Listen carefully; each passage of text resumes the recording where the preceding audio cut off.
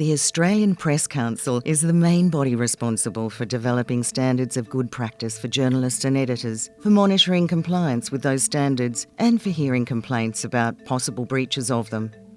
It aims to serve the interests of readers and the broader community, as well as enhance the media's contribution to freedom of expression and access to information, crucial hallmarks of any democracy. News Corp, Fairfax Media and almost all other publishers of newspapers and magazines agreed to contribute to and cooperate with the Council's work, including its handling of complaints about their print publications and websites. These publishers produce hundreds of newspapers, from large national and metropolitan dailies to small suburban and rural weeklies, which account for about 90% of all newspaper sales in Australia. They also account for most sales of Australian magazines. Nearly all print publishers which support the Council also have their own websites, and some of them are amongst the major news websites in Australia. Big news websites, which are independent of any newspaper, are also members. A crucial part of the Council's work is developing and promoting standards of practice to which the publishers must commit. These standards are then applied by the Council when considering particular complaints. They're developed after extensive consultation, including at roundtables with media people and members of the broader community. The Press Council also expresses views to parliaments, governments and elsewhere about important issues such as freedom of expression and the press, public access to information, defamation and privacy. The Council was established almost 40 years ago and for most of that time has been funded entirely by publishers. But it is an independent body, responsible for acting in the general public interest, not just publishers' interests. More than 40% of its governing body, including the chair, must be people who have never been employed in the media industry.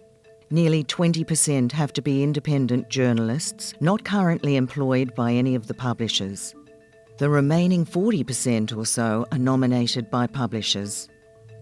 Anyone can make a complaint to the Council, whether or not they are actually named in the article in question. That's because readers' interests may be harmed if they are provided with material that is inaccurate or unfair, even if they're not themselves directly involved in the story. About 700 people per year make complaints to the Council, around 50% more than a few years ago. Some of these complaints raise issues that aren't significant enough for the Council to consider in detail, but in many other cases, the Council may seek an agreed outcome between the complainant and the publisher. Often this involves publication of a correction or an apology, or a letter to the editor or an article by the complainant. A number of other cases, however, are referred to the Council's adjudication panel. A majority of that panel are public members, not from the media industry itself. In recent years, about 70% of adjudications have fully or partially upheld the complaint. Editors are required to run all adjudications about their publication in an appropriately prominent position as specified by the Council. The Council hasn't got the power to fine publications or impose other legal sanctions. Having sanctions like that might make the Council processes too confrontational and slow in any case. But editors take Council adjudication seriously, and they certainly don't like having to publish critical adjudications.